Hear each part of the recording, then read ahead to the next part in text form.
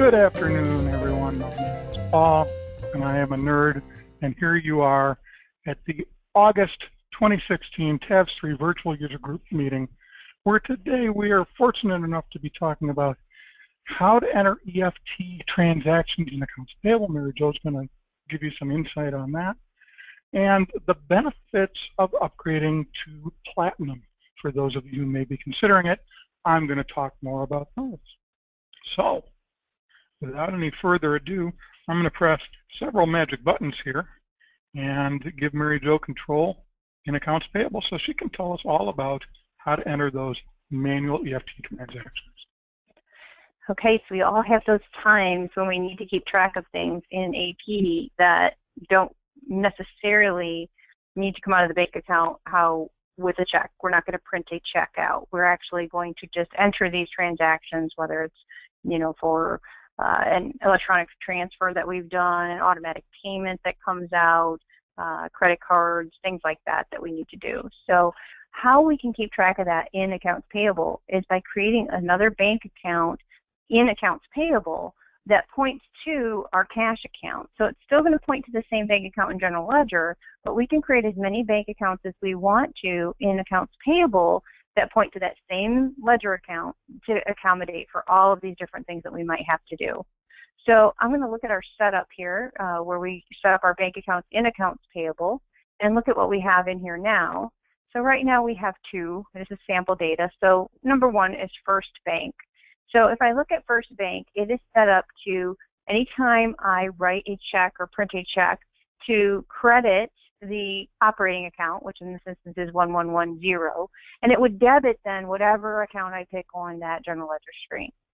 So if I set up another account for First Bank and name it like First Bank / manual checks or manual checks / EFT, whatever it is that would make sense for you, and point it to that same account, we would in turn just be crediting that account and then debiting any of those other individual things. But we can give it a check number that's just totally different. It doesn't matter. We can start at 1 because in this instance, it's not real checks that we're printing. So it really doesn't matter where we start those checks from. Now, I've seen it done two different ways. I starting at 1 and just going forward. We know that our check numbers are going to start much higher than 1, so they're never going to catch up. Or I have had firms that will do, like 999 and start their check numbers there, and then, or 99999, some high number, so that they know that they're never going to get there the other way. So really, that is a personal preference you can do with the firm. So what we're going to do is we're going to go ahead and set up one of these bank accounts to show you how that works.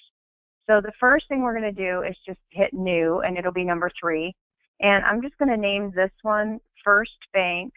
And we will put this dash manual checks. And that way we'll know this is the one that we're going to pick every time we use manual checks and have that happen. I'm going to leave it at 0, so my next check number will be 1, but I'm going to point it to that same 1110 account in AP. And save it. And now if I go over to do an invoice for one of these electronic transfers, I'm going to just pick this particular one here for this court. We will do tab, and we'll just do this for $100. Well, the filing fee is fine. Down here with this bank account, I'm going to move this down just a little bit more. We're going to make sure that we pick manual check up here, but for the bank account for this one, I'm going to choose that new account that I made for the manual checks. And it goes ahead and defaults this to number 1 for my check. Put the date in there. Again, this is sample data, so we're back in like 2014. And then on the general ledger screen, I'm going to do the same thing I'd always would. This client cost advance for $100. Save it. Do the big save up here. And I'm not going to bill a client for this particular one, but you could. And then it's in there. So now I have this manual check, if I come down here, that has that 1. It's already been processed. I'm not going to print a check. But when I post this, it's going to go right over to the bank account just like I had printed a check and taken it out of there. So that's how that can work for different electronic fund transfers. Anything I'm not physically going to print a check for, I can keep track in there. And I can keep track of multiple bank accounts. So if you've got another bank account that you're doing this with, or you can set up a second one for that one as well. So maybe you have an operating, maybe you have a payroll, maybe you have whatever. You can set up multiple bank accounts in AP. Doesn't mean you're creating new bank accounts in your general ledger and keeping track of different balances over there. It just means here in AP, we're going to point that to a different place. Paul? Well, let's talk about the fact that you could just put it in as a manual check over in the other bank account. Why wouldn't you do that?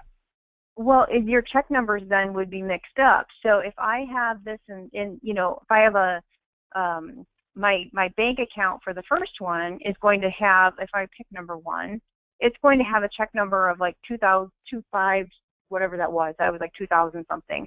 And I would have to know or keep track manually of what my check number is for my next EFT transaction. So maybe I started at 1 to add that EFT in, and then I wanted to put in the next one of these. I'm going to have to go back and forth and try to figure out what the next check number is. So it could be very difficult to keep track and monitor what that is. But if I have a separate bank account to do it, it'll always know that the next check number for this manual check entry is going to be 2, 3, 4, 5, and it would just keep track of that separately.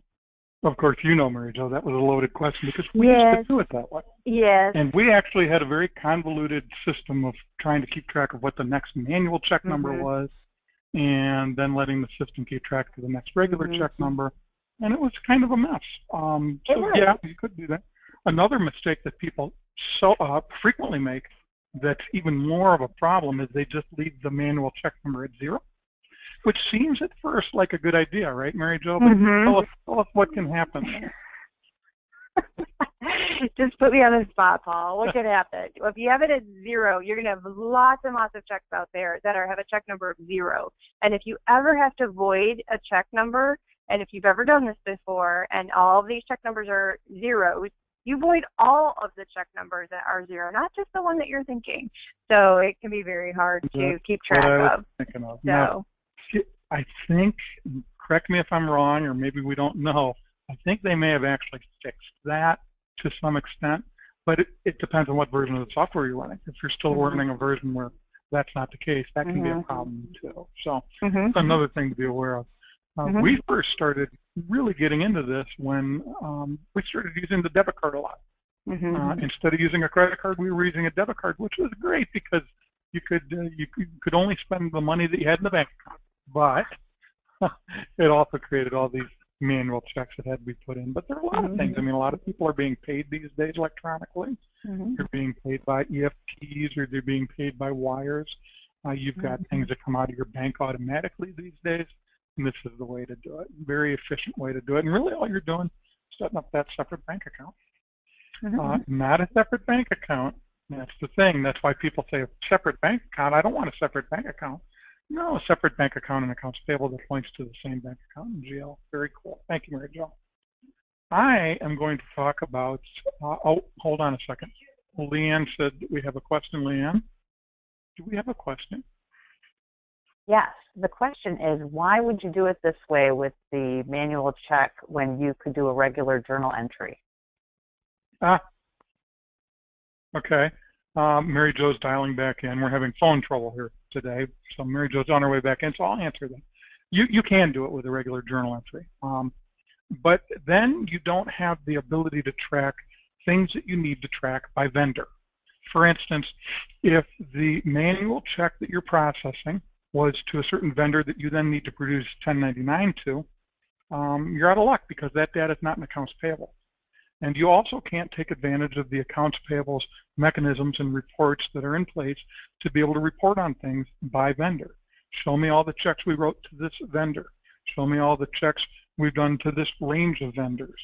Or being able to move things from one vendor to another. You lose that accounts payable based management of vendors that you get. Yes, it is true that you can simply put a manual check into GL, but you lose the ability to do certain things that are accounts payable related because you're circumventing accounts payable and putting it straight into GL.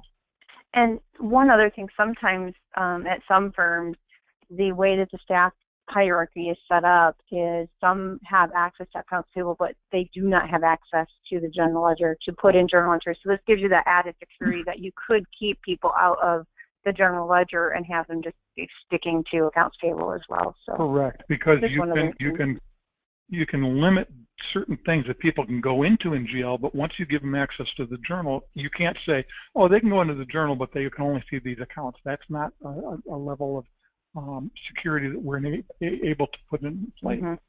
So it's either an all or nothing sort of thing. If they can go to the journal, they can also see payroll-related or other income-related accounts that maybe they're not supposed to see. Mm-hmm. Okay, Paul? Okay. Well, I now will switch over to Platinum. And I'm not trying to sell you Platinum. If you're happy with the software that you have and the way that it's working, that if it ain't broke, don't fix it. But some people do. I think I interrupted Leanne while she was trying to contact our telephone company. There we go. And some people do have a need for some of the things that are in Platinum. And so one of those things is speed. Another is reports. Another is security. Now, those things, some of those things don't sound as exciting as others, but I think they all are significant. So how do you find out, first off, what I'm going to talk about? You go to tabs3.com, and to get to this Platinum page that talks about all these benefits, you can go to Products, Platinum Versions, and you will end up on this page. And it gives you a synopsis, a very high-level synopsis at first, and then you can drill down for details of what these things mean. So we're going to talk specifically about the things that are in tabs that are benefits of Platinum. We're not going to worry about the ones that have to do with Practice Master. Now, I will tell you about TabsReconnect only because you can have it even if you just have tabs. TabsReconnect is really 6 functions that are practice management oriented. Calendars, matter manager, contacts, time entry, cost entry, and clients. Okay.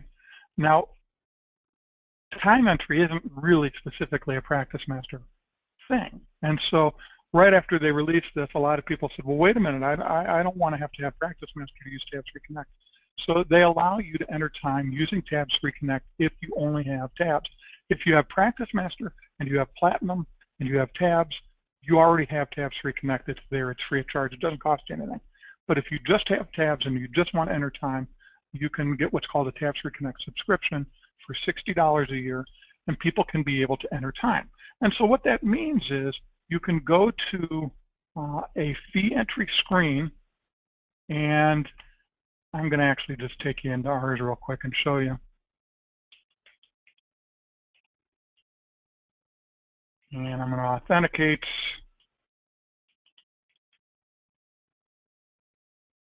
And this one takes me straight into a fee. So I can go up here and specify, oh, let's say Purdue Law Offices. So I can type Purdue. That's our pretend client.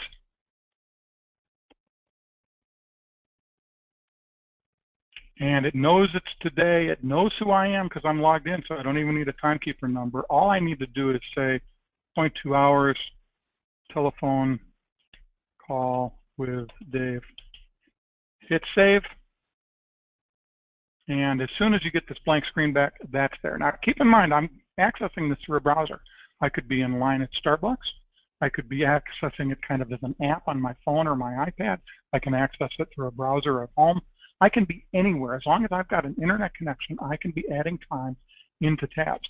If that's something that's interesting to you, then for $60 a year, if you only have tabs and you don't have Practice Master, or for free, as long as you've got Platinum and you have Practice Master and tabs, you have this capability. To a lot of people, that right there is the main and only reason that they get Platinum. But there are other reasons.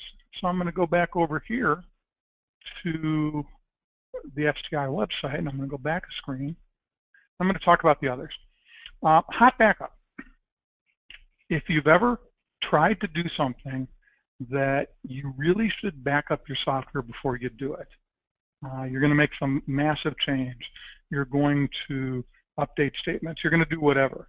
Hot backup will allow you to back up your software while people remain in the software.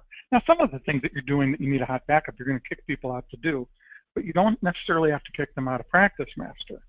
So if you're going to do something that requires everybody to get out of tabs, and you want to back up the data, but you want them to still be able to be in Practice Master, a hot backup will allow you to back up your data while everybody keeps working, and then once the data is backed up, you can go ahead and do whatever it is you're going to do, knowing that you've got a good backup. But even better is this thing called auto recovery. Auto recovery means if you have a hiccup in the middle of a transaction or group of transactions, let's say you're updating just a single statement for a single client, seems like a simple thing, but there are a lot of files that are open. There's the ledger file, the fee file, the archive file, the cost file, the client file. All these things are open with records being edited or created or deleted, moved around, should we say. And so if you're in the middle of doing that one thing and the power goes out, or your network has a hiccup, some sort of a network problem that you may not even be aware of yet, usually without Platinum, you'll know because the power will go back out and you'll come back in, you won't be able to get into the software, maybe you'll get an error message, and you have to restore from backup. With auto recovery, what it does is when these things are happening, it takes a picture right before, makes sure that it gets done right, and if it doesn't, it automatically puts it back the way it was before the thing that you started to do. You don't have to worry about this happening. You don't have to worry about telling it to do this. It just happens. So the bottom line is safety. Safety of your data, safety of all the information that you have in the system being intact when you're done doing whatever it is you're doing. And I'm going to interject really fast because I will tell you hot backup and auto recovery are one of, I would say, the number one thing. I mean, there's so many good things about Platinum, but I can't tell you how many times I've had clients call that they were in the middle of updating statements and something happened, whether it was the power went out. I had a lady that accidentally kicked her power strip underneath her desk in the middle of updating statements, killed the power on her machine, lost everything, had to restore from a backup. And depending on when your backups are, whether it was an internal backup in Tabs or whether your IT makes a nightly backup or not, that's the time you find out whether they've actually been working, and it's usually too late. And unfortunately, when that happens, there's nothing else that we can do besides restore from a backup. So it's huge. That is a huge thing, and so many people don't do it because they have to get everybody out to do it, and it's such a pain. They can only update statements certain times of the day.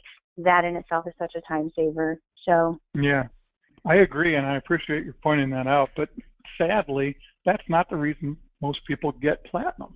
They don't. They don't think of that until it hits them, until they kick the power button while they're updating statements. Yeah. I know that we've had some firms that have to go back 2, 3, 4 weeks. Oh yeah, and I've had them with months, actually months that they've lost. So it is very important, and a lot of times those are the things that your support staff. So attorneys, if you're listening, your support staff are doing these daily tasks that they need to do that really can affect your system, and they need to be able to do these backups, but they can't because either your firm is so large, so many people are in, whatever that may be. So on their side of it, this is a huge thing, and overall for your firm, obviously. And a lot of these other things that Paul's going to talk about are great. They're great bells and whistles. They are wonderful features that are really going to help you as well. But this is a really it's important. It's a protection of your data. Exactly, it's protecting your data. This here is the number one reason people get Platinum Accelerated. Okay, it is faster reports.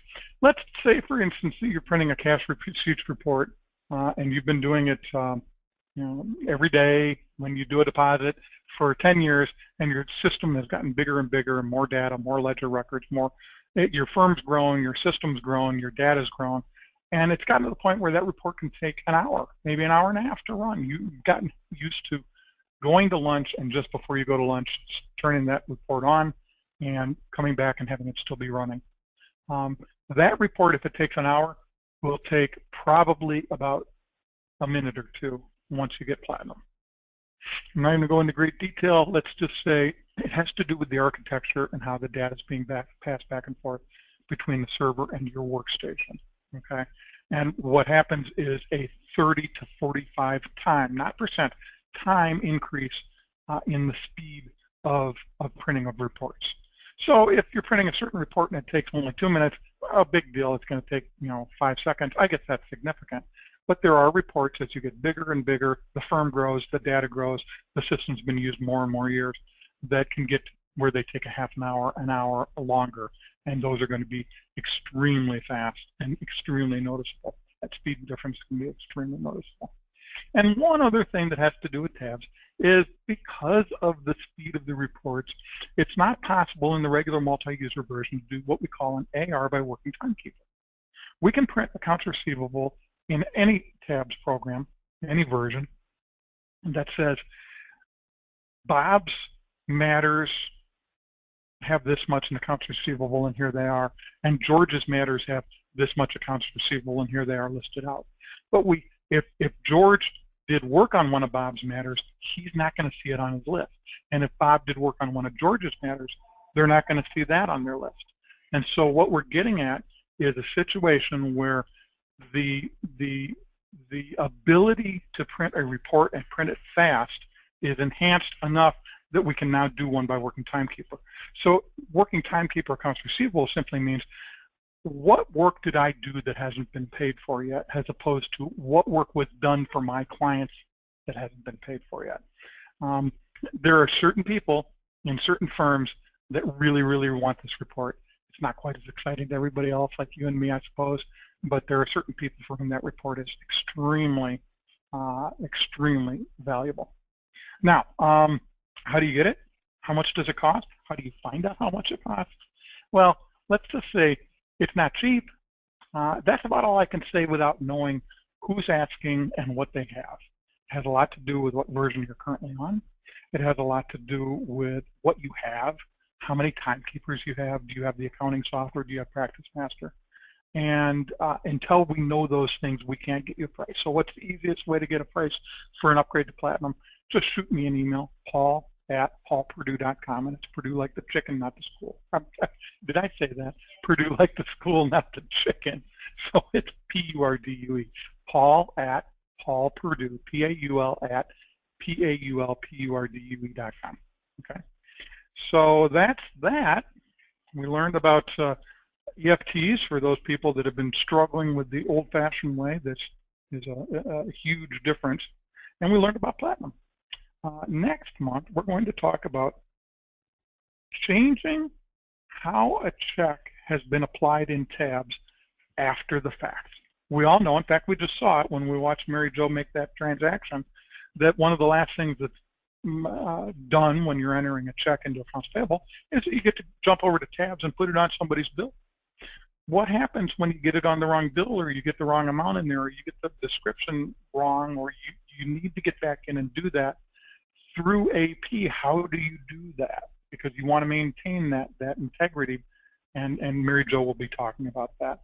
I am going to talk about fee compensation rules, the rules that you can set up in tabs to help divvy up the money based on who originated the case, based on a lot of different things. So we'll be talking about that as well. And of course, it wouldn't be the end of the virtual user group meeting if I didn't take you to attorneycomputersystems.com, of course, with an emphasis on that last F in systems right there, attorneycomputersystems.com, because once you get there, you can highlight our video tab and see all of our 3 virtual user group meetings, plus our Coffee Pot webinars. So these 4 are live events, the Tabs, Practice Master, and World Docs virtual user group meetings, plus my monthly Coffee Pot webinars. You'll also find information about Mary Jo's eBites video series and the Paul and Mary Jo Show, 2 pre-recorded video offerings. And so if you want to find out what's going on for the next Tabs free virtual user group meeting, you can just click there and, uh-oh. Patty's in there doing something. We'll blame Patty. Interesting. Okay, so we have a problem on our website there. So we instead will take you into our Practice Master virtual user group meeting and keep our fingers crossed. Here we go. Where you will see information about the next meeting, which is actually in about 29 minutes, links to register. And as you scroll down, you will see recorded versions of the last and a whole slew of virtual user group meetings or webinars. So our Coffee Pot webinars, Our Tabs3, our Practice Master, and our World Docs virtual user group meetings are all live events that you can access that way, see what's coming up, see what's been done. Occasionally, you'll see one at the top that says currently in post-production, and that just means we're in that week or two period between when we had the event and when Brad, our video producer, gets done putting it in a state where it can be brought up to the website. We also, of course, have our pre-recorded things. Mary Jo just recorded a whole slew of e-bites this morning. Those are little short 3-4 minute snippets, one recorded each month for Practice Master, one for Tabs, and one for World Docs. And we also have the Paul and Mary Jo show, where either I or Mary Jo will take a broader topic and dig deep into it, taking 10, 15, 20, sometimes longer minutes to get really to the meat of an issue and explain it. So that's it. Everybody have a good rest of the afternoon and a good month, and we will see you next week. Thanks much. Bye-bye.